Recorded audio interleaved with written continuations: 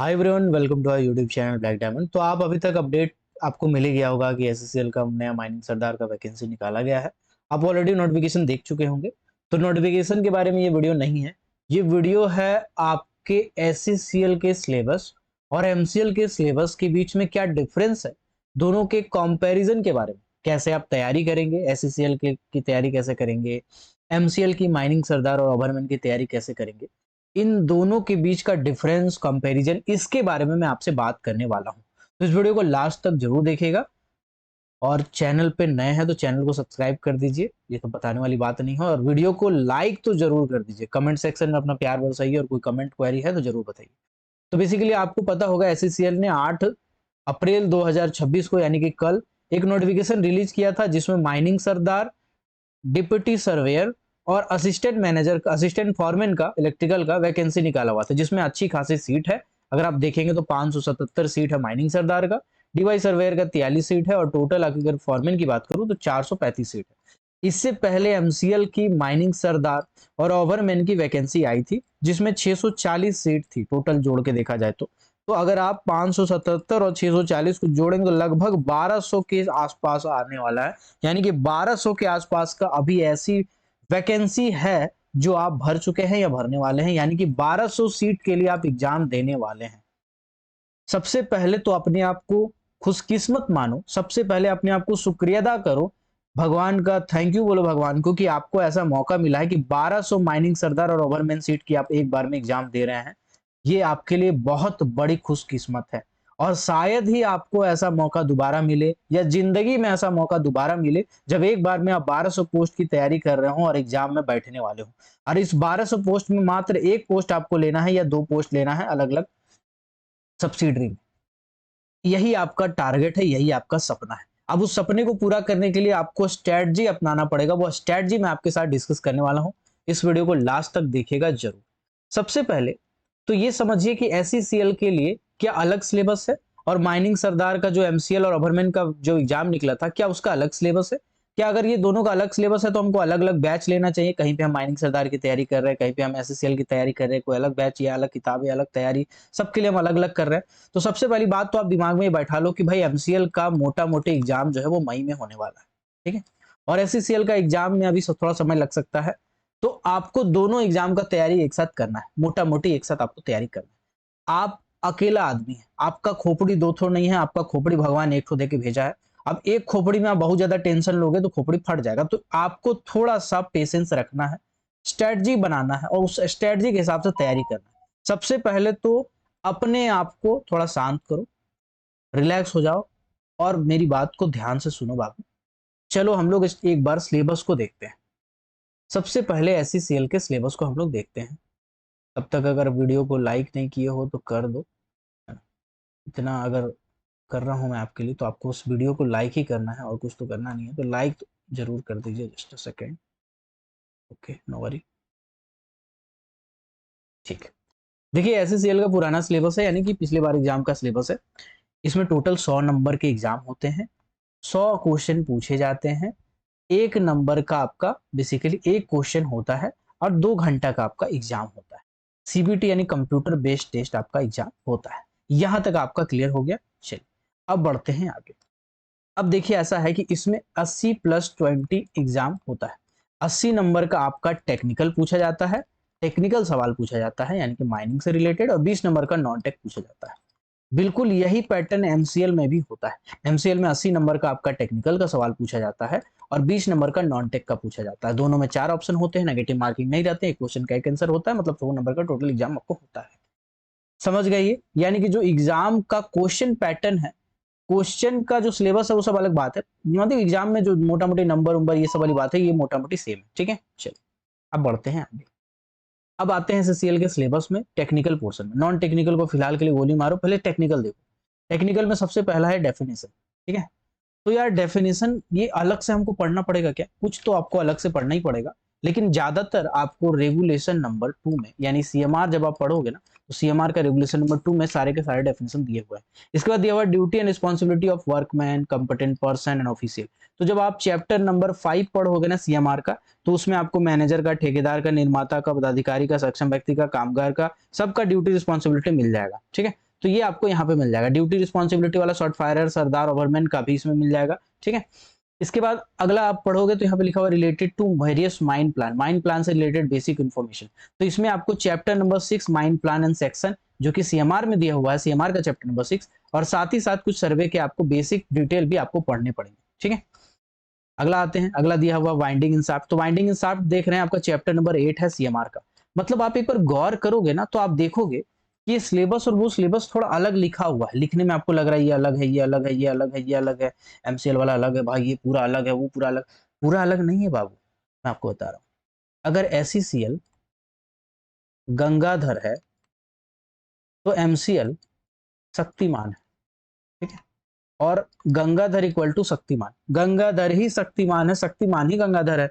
तो आपको यहाँ पे सीएमआर को खोल के रख दिया है, बस हुआ किया कुछ नहीं है बाबू। सीएमआर को खोल के रख दिया कि ले डरो, देखो लो, देखो इतना बड़ा सिलेबस है, ले देख 2 पेज का सिलेबस, ले डर जा भाई, पसीना पसीना हो जा भाई अपना, है ना, चीथड़े करवा लो अपने। नहीं भाई, सेम चीज है, गंगाधर ही शक्तिमान है, शक्तिमान ही गंगाधर है। आपके सामने खोल के रख दिया तो आप डर गए हो। आप ये सब पोर्शन देख रहे हो, इतना बड़ा सिलेबस है, इतना सारा पॉइंट, अरे बाप रे बाप, क्या होगा, कैसे क्या करेंगे तैयारी। अरे बाबू थोड़ा सा सांस लो, लंबा लंबा सांस लो, किताब है आपके पास, सीएमआर है आपके पास, निकालो, खोलो, उल्टाओ, देखो। चल अब आगे देखते हैं सिलेबस। आगे सिलेबस लिखा हुआ है डेवलपमेंट वर्क एंड डिप्लरिंग, मतलब कि आपको मेथड ऑफ वर्किंग अंडरग्राउंड का डिटेल में पढ़ने पड़ेंगे, क्योंकि अलग से एक चैप्टर है। ट्रेवलिंग रोडवेज के बारे में, कन्वेयर के बारे में, है ना, यानी कि वॉल्यूम 3 में जो कन्वेयर और बेल्ट सिस्टम, रोडवे सिस्टम है, ये आपको अच्छे से पढ़ने पड़ेंगे। एक्सट्रैक्शन ऑफ कोल, मतलब मेथड ऑफ वर्किंग जो मैंने कहा बिल्कुल वही है। सेटिंग एंड विड्रॉल और सपोर्ट, आप सोचो कोई छोटा सा टॉपिक ही तो है, सेटिंग करना, यानी कि सपोर्ट कैसे लगाते हैं और सपोर्ट कैसे खोलते हैं। यहाँ सपोर्ट लिखा है, यहाँ प्रॉप लिखा है क्या, सपोर्ट लिखा है ना बाबू। तो सपोर्ट में रूप bolting, cable bolting, prop, frictional prop, आपके जितने टाइप के सपोर्ट होते हैं वो सब आ जाते हैं। तो सब मिला जुला के आपको पढ़ना, मतलब पूरा सपोर्ट सिस्टम पढ़ना है। आपके लिए लग रहा है कि एक लाइन लिख दिया तो ये छोटा सा टॉपिक है, नहीं यार, ये पूरा लंबा चौड़ा चैप्टर है बाबू, ये लंबा चौड़ा चैप्टर है, बस एक एक लाइन में लिखा। तो आप देख के उसको एनालाइज करने की कोशिश कीजिए। फिर यहाँ पे देखिए ओपन कास्ट है, वर्किंग मैकेनाइज्ड वर्किंग है, फिर प्रोविजन ऑफ डस्ट है, फायर है, गैस है, वाटर है, यही सब है। Flame safety, lamp, ventilation, lighting CMR में भी है। और ये आपको कुछ टेक्निकल पोर्शन भी इसके बारे में पढ़ने पड़ेंगे, कुछ सर्कुलर पढ़ने पड़ेंगे, लाइटिंग से रिलेटेड सर्कुलर निकाला गया है, और वेंटिलेशन के बहुत सारे सर्कुलर हैं। फ्लेम सेफ्टी लैम्प से रिलेटेड आपको टेक्निकल नॉलेज लेना पड़ेगा। Precaution related to explosive and shot firing, इसमें आपको एक्सप्लोसिव शॉर्ट फायरिंग को आपको डिटेल में पढ़ना पड़ेगा, पूरा पढ़ना पड़ेगा, ठीक है। फेंसिंग, गेट्स, ये सब कुछ एक्स्ट्रा टॉपिक है जो आपको कवर करने पड़ेंगे। मतलब देखा जाए तो सिलेबस पूरी सेम है, कुछ पोर्शन है जो आपको थोड़ा सा खोल के पढ़ने पड़ेंगे, जैसे फर्स्ट एड। फर्स्ट एड में ऐसा नहीं कि सिर्फ पढ़ लेंगे फर्स्ट एड में क्या होता है, first aid room, first aid station और फर्स्ट एड का सामान पढ़ लेंगे तो हो जाएगा, नहीं। फर्स्ट एड लिखा हुआ है ना, तो बेसिक जो फर्स्ट एड आप पढ़े थे, कितने प्रकार के बॉन्ड्स होते हैं, कितने प्रकार के क्रैक होते हैं, कितने प्रकार के फ्रैक्चर होते हैं, कितने प्रकार की हड्डियां होती हैं, ये सब बेसिकली आपको फर्स्ट एड का जो बेसिक आप ट्रेनिंग लेते हैं ना, तो वो फर्स्ट एड वाला रिवीजन आपको करना पड़ेगा। एक्सप्लोसिव को आपको डिटेल में पढ़ना पड़ेगा, क्योंकि बार बार लिखा हुआ है। एसओपी, आपको एसओपी एसएमपी वगैरह थोड़ा सा डिटेल में पढ़ना पड़ेगा। सेफ्टी कमिटी है ना, आपका वर्कमैन इंस्पेक्टर है, ड्रिंकिंग वाटर, तो माइंस एक्ट रूल वाला है, ठीक है। एचईएमएम आपके बारे में आपको पढ़ना है। तो आप देखोगे ना तो ये ऑलमोस्ट सीएमआर के पोर्शन है, और कुछ एक्स्ट्रा टॉपिक्स है जो आपको पढ़ने पड़ेंगे, लेकिन ऑलमोस्ट अगर देखेंगे तो आप एक काम करता हूँ, मैं रुको एक मिनट, मैं अपने ऐप से तो एससीसीएल का सिलेबस खोल लेता हूँ, जस्ट सेकंड, एक मिनट। चलिए एससीसीएल का भी, एससीसीएल का पूरा एमसीएल का सिलेबस खोल लेता हूँ। चलो देखता हूँ एमसीएल का सिलेबस खोल के कि एमसीएल में अब क्या है, एमसीएल का सिलेबस में कितना अंतर है। देखो अब 20 नंबर का नॉन टेक है, 80 नंबर का टेक्निकल है। अब 80 नंबर का टेक्निकल में अगर आप देखोगे तो आपका जो पोर्शन लिखा हुआ है ना, method of examine of proof, sides of working, support, support लगाना, सपोर्ट खोलना, इसके अलावा बाकी चीजें भी आपको पढ़नी, मतलब कुल मिलाकर के जो सपोर्ट सिस्टम है इसमें थोड़ा डिटेल में पढ़ना है ना। इसके बाद आपको बोला गया है कि स्टोइंग प्रैक्टिस आपको पढ़ना है, मतलब डिप्लेरिंग पढ़ना है कुल मिलाकर के। एक आध टॉपिक थोड़ा एक्स्ट्रा है, सम पंप उसमें नहीं है, इसमें है। तो देखा जाए तो थोड़े बहुत ही चेंजेस है, बहुत ज्यादा चेंजेस नहीं है। लेकिन आप मेरे को एक बात बताओ, क्या आप ऐसे व्यक्ति हो जो एमसीएल का फॉर्म भरे और एमसीएल की तैयारी नहीं करेंगे, हम सीधा खाली एससीसीएल का तैयारी करेंगे, बाकी कोई तैयारी नहीं करेंगे, ऐसा हो क्या आप? अगर ऐसा हो तो फिर आपका दोनों का तैयारी नहीं हो पाएगा बाबू, क्योंकि पढ़ोगे दोनों में कॉमन चीजें हैं, कुछ चीजें एक्स्ट्रा है एचसीएल के लिए, कुछ चीजें एमसीएल के लिए एक्स्ट्रा है, बस कुछ का अंतर है, बाकी है ऑलमोस्ट टेक्निकल पोर्शन सेम। तो आप ऐसा गलती मत करिए। उसके बाद यहाँ देखिए वेंटिलेशन शॉर्ट फायरिंग बिल्कुल वही सब है, open cast manual, open cast primarily reclamation के बारे में, सेफ्टी एसओपी एसएमपी के बारे में, सीएमआर यहाँ भी लिखा हुआ है, एक्ट यहाँ भी लिखा हुआ है। अब यहाँ पे एक चीज और देखिए, आपको कुछ चीजें और पढ़नी है यहाँ पे, जो आपका एसएससीएल में भी है और इसमें भी। एसएससीएल का नया सिलेबस आएगा तो उसमें अपडेट कर देगा उस चीज को। माइंस एक्ट भी पढ़ना है और ऑक्यूपेशनल हेल्थ सेफ्टी भी पढ़ना है। और ये मैं जब स्टार्ट किया हूँ ना अपना क्लास, तो मैंने पहले ओएसएच से ही स्टार्ट किया, occupational safety health working condition code से ही शुरुआत किया है मैंने। और तो बाकी तो पढ़ाया ही, मैं पहले यहीं से शुरुआत किया हूँ और यही वाला देखिए सिलेबस में अपडेट करके दिया है। माइंस एक्ट भी आपको पढ़ना पड़ेगा, ठीक है। तो कुल मिलाकर राइटिंग रिपोर्ट थोड़ा अलग है, बाकी देखा जाए ना तो ऑलमोस्ट सेम है बाबू। गंगाधरी शक्तिमान है, बस थोड़ा सा खोल खाल के तोड़ मड़ोड़ के रख दिया है, उसमें थोड़ा छितरा दिया है खोल के, इसमें थोड़ा बाहर बाहर से आपको दिख रहा है, ठीक है। समझिए कि एक कबर्ड, एक आप समझिए कि आपके घर में एक पार्सल आया, उस पार्सल में 4-5 सामान था एक कार्टन का बॉक्स में। तो एससीसीएल क्या किया है, सब सामान को खोल के रख दिया है और ये कार्टन में रखा, ठीक है। तो बस वही वाली बात है। टेक्निकल पोर्शन में, नॉन टेक पोर्शन में थोड़ा डिफरेंस है। नॉन टेक पोर्शन में math, reasoning, GK, GS, current affair सब है। लेकिन अगर आप एससीसीएल में देखोगे तो 10 नंबर का आपका सीआईएल और छत्तीसगढ़ से रिलेटेड सवाल है, ठीक है। Just a second, just a second.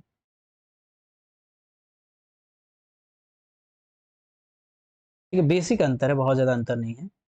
देखिए अब 10 नंबर का आपका सीआईएल से रिलेटेड, एससीसीएल से रिलेटेड, छत्तीसगढ़, मध्य प्रदेश, कोल इंडिया से रिलेटेड सवाल है और 10 नंबर का जनरल अवेयरनेस। अब सवाल है मेरा कि क्या आप एससीसीएल और एमसीएल के लिए अलग अलग बैच लिए, अलग अलग तैयारी करें? तो मेरा एक सवाल है आपसे, आप अगर पिछले बार एससीसीएल का एग्जाम दिए थे तो आपको लगा होगा कि टेक्निकल उतना हार्ड नहीं था, लेकिन नॉन टेक बहुत हार्ड था, नॉन टेक्निकल पोर्शन जो था वो बहुत हार्ड था, ठीक है। इसके बाद अगर आप एमसीएल का एग्जाम दिए होंगे माइनिंग सरदार का, तो आपको लगा होगा कि यार माइनिंग सरदार का जो एग्जाम था एमसीएल में वो थोड़ा टफ था। ओवरमैन का जो एग्जाम था वो कंपेयर टू माइनिंग सरदार थोड़ा इजी था, ठीक है। मेरा आपसे एक ही सवाल है, क्या पिछले बार जो पैटर्न था एससीसीएल का, जिस तरह से क्वेश्चन पूछे गए थे सीएल से, जिस लेवल का क्वेश्चन पूछा गया था एससीसीएल में, और एमसीएल में भी पिछले बार जिस तरह का पैटर्न था, जिस तरह के क्वेश्चन थे, जिस तरह का लेवल था, क्या इस बार भी उसी तरह का पैटर्न, उसी तरह का क्वेश्चन, उसी तरह का लेवल रहने वाला है? क्या आप ये पूरी गारंटी के साथ कह सकते हैं कि बिल्कुल उसी तरह का पैटर्न रहेगा, उसी तरह का क्वेश्चन पूछेगा, उसी लेवल का क्वेश्चन पूछेगा? आप कॉन्फिडेंस के साथ ये कह सकते हैं? आप अगर कॉन्फिडेंस के साथ ये कह रहे हैं कि हाँ यार इस बार भी वैसा ही रहेगा जैसा पिछला बार था, तो ये आपका कॉन्फिडेंस नहीं है, ये आपका ओवर कॉन्फिडेंस है बाबू। और ओवर कॉन्फिडेंस हमेशा काम खराब करता है। इसीलिए दिमाग में बस इतना बैठा लो कि हमको पैटर्न वैटर्न कुछ ज्यादा समझ में आता नहीं है, हमको सीधा सीधी समझ में आता है, ठीक है। वो डायलॉग है ना, हम एक सिंपल ठेकेदार आदमी है, हमको घंटा फर्क नहीं पड़ता है कि अंबुजा सीमेंट का सीमेंट है कि आपका जे जेसी सीमेंट का, हमको ईटा से ईटा जोड़ के दीवार खड़ा करने आता है बस। तो सिंपल यही समझिए कि आपको सिंपल एक सिलेबस दिया गया है एमसीएल की तरफ से, एससीसीएल की तरफ से। आप सिलेबस में जो पोर्शन दिया हुआ है उस पोर्शन को आप कवर करेंगे।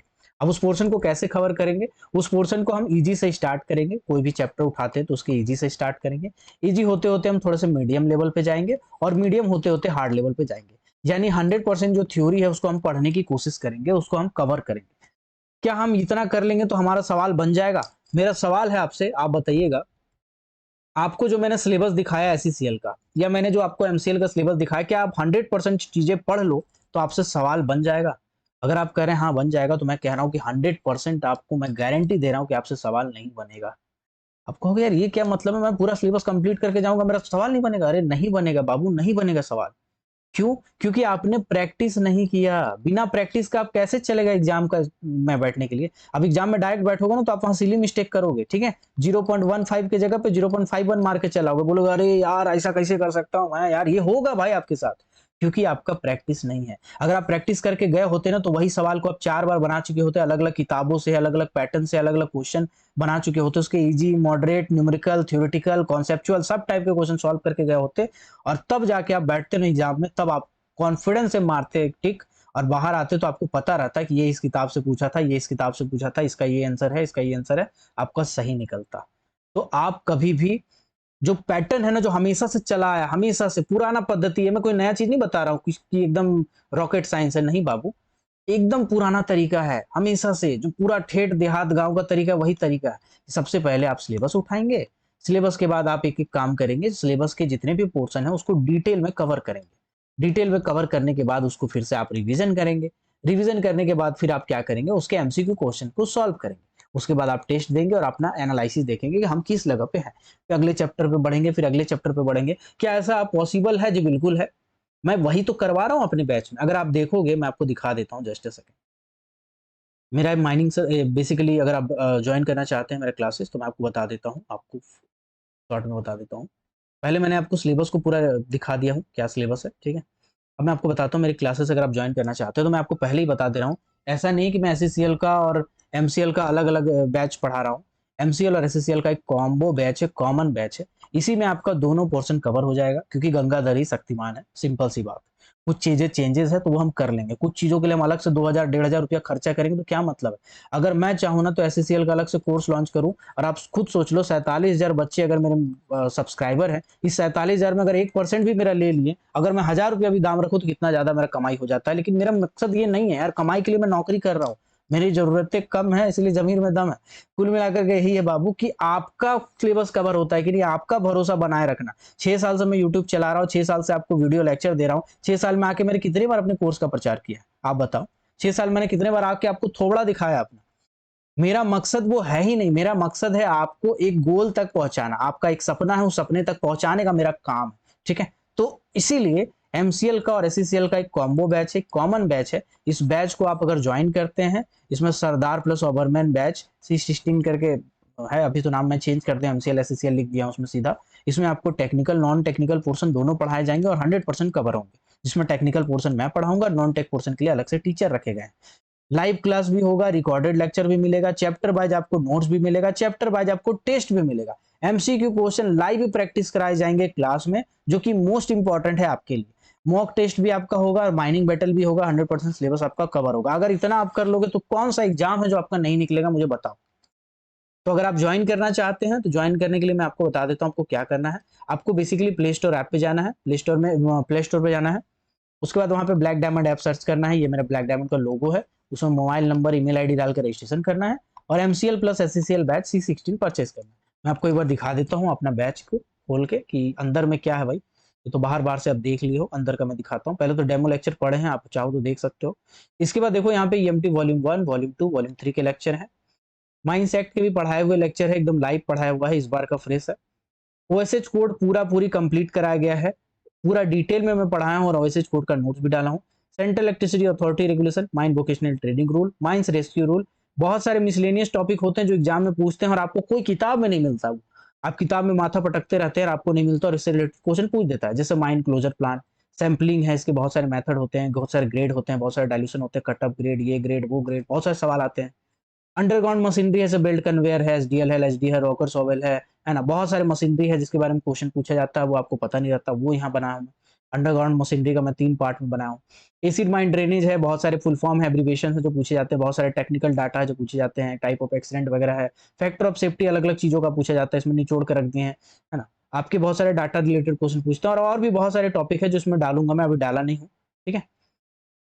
इसके बाद आपका MBTR, mind rescue rule, miscellaneous topic, MMDR, MCDR तो कोई पढ़ा ही नहीं है भाई। एग्जाम में चले जाते हैं, अगर 2 क्वेश्चन भी इससे पूछ देना एमएमडीआर से, एमसीडीआर से, तो आप नहीं बना पाओ। जबकि सबसे आसान टॉपिक है ये, मुश्किल से आधा घंटा लगेगा आपको कवर करने में। पीडीएफ पढ़ोगे तो 10 मिनट, मुश्किल से गिन-चुन के पढ़ोगे तो भाई इतने छोटे-छोटे टॉपिक को अगर आप छोड़ के जाओगे, 2-4 नंबर आपका मिस हो जाएगा ना। 2-4 नंबर के लिए आप एग्जाम में छाती पीटोगे, अफ़सोस करोगे। क्योंकि 2-4 नंबर से ही रहता है वैकेंसी भाई, 2-4 नंबर से ही छूट जाएगा आपका सीट। इसीलिए 2-4 नंबर को कभी इग्नोर नहीं कीजिएगा, यही 2-4 नंबर ना आपको बचा लेगा। एमएमडीआर 1957, एमसीडीआर 2017 ये भी पढ़ाया हुआ लेक्चर है पूरा कंप्लीट। सीएमआर 2017 में पूरा लेक्चर नोट सब डाला हूँ मैं कि भाई जो तुमको ठीक लगे पढ़ो। अगर नहीं लेक्चर करना है तो वीडियो, नहीं करना है तो पीडीएफ पढ़ो, ठीक है? बहुत सारे पीडीएफ इसमें डाला हुआ है, पूरा ए टू जेड पोर्शन कंप्लीट करके डाल दिया हूँ मैं। आपके पास समय है कि आप उतना कर पाओ, इसलिए मैं लेक्चर डाला हूँ ताकि आपको जब टाइम मिले आप कर सकते हो। टेस्ट स्पेशल मैं बना रहा हूँ, बहुत सारे स्पेशल टेस्ट है, जैसे ओएसएच कोड का टेस्ट बना दिया हूँ, सीएमआर का टेस्ट बना दिया हूँ, एक्ट का बना रहा हूँ अभी, ठीक है? और एक इम्पॉर्टेंट चीज़ जो मुझे लग रहा है, एमसीक्यू प्रैक्टिस, ये बहुत इम्पॉर्टेंट है। लाइव क्लास में मैं एमसीक्यू प्रैक्टिस करवा रहा हूँ, जैसे ओएसएच कोड का लगभग 300 साढ़े 300 एमसीक्यू क्वेश्चन प्रैक्टिस करा चुका हूँ मैं। ये करा चुका हूँ मैं, वो बता रहा हूँ। कराऊँगा वो तो पोर्शन है ही। ये 350 क्वेश्चन है ओएसएच कोड का, मैं प्रैक्टिस करा दिया हूँ। क्या लगता है आपको कि इससे ज़्यादा क्वेश्चन पूछेगा वो? सवाल ही पैदा नहीं होता भाई, इससे ज़्यादा वो पूछेगा। एमसीक्यू का मैं पीडीएफ प्रोवाइड करा देता हूँ क्लास में कि उससे ज़्यादा आपसे पूछ ही नहीं सकता, उससे ज़्यादा क्वेश्चन बन ही नहीं सकता तो पूछेगा कहाँ से।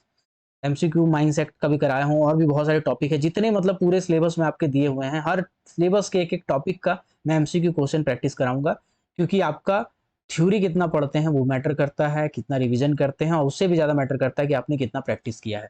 आई होप पूरे का पूरे दोनों माइनिंग सरदार, एसईसीएल और एमसीएल को मैंने कंपेयर करके समझा दिया है, स्ट्रेटजी आपको बता दिया है। अगर आप क्लासेस ज्वाइन करना चाहते हैं तो जल्दी कीजिएगा। अभी का जो फी है फिलहाल का मैं आपको दिखा दे रहा हूँ, ये बढ़ने वाला है, ठीक है? अभी का जो फ़ी है वो आपका ₹1800 फ़ी है, ₹2500 यहाँ पे लिखा हुआ है, उसको काट के 1800 मतलब ₹1800 है और ये हो सकता है कि 1-2 दिन, 3 दिन, 4 दिन में ये बढ़ जाए अचानक से, ठीक है? तो अगर आप जॉइन करना चाहते हैं MCL plus SECL special batch, तो आपको प्ले स्टोर पे जाना है, प्ले स्टोर पे जाके ब्लैक डायमंड ऐप सर्च करना है, ब्लैक डायमंड ऐप में जाके यहाँ देखिएगा 5 स्टार रेटिंग वाला ब्लैक डायमंड एप्लीकेशन होगा, इसको आपको डाउनलोड करना है, डाउनलोड करने के बाद आपको बैच में जाना है और आपको परचेज़ कर लेना है एमसीएल प्लस एसईसीएल बैच। करना है तो अभी कर लीजिए, नहीं तो बाद में हो सकता है कि मैं जॉइनिंग ही बंद कर दूँ अगर बहुत ज़्यादा भीड़ हो जाएगा तो। मिलते हैं अगले क्लास में, तब तक के लिए keep watching, keep supporting, till then जय हिंद।